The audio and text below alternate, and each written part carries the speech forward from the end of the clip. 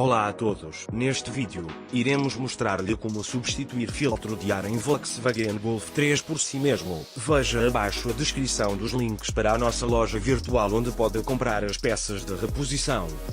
Abra o capô.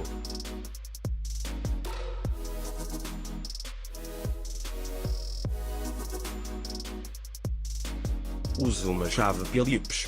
Solte e remova a tampa do filtro de ar.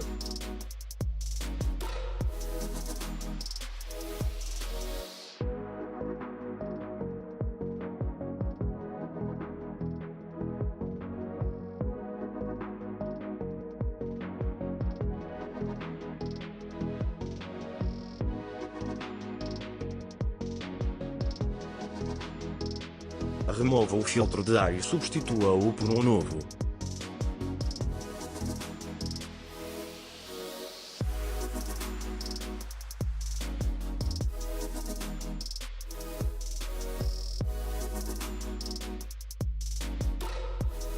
Reinstale a cobertura de filtro de ar.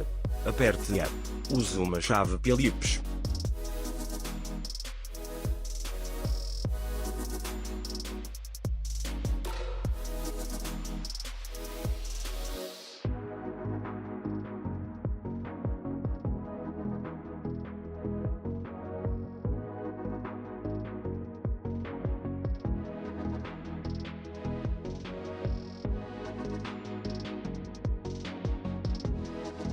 Feche o capô.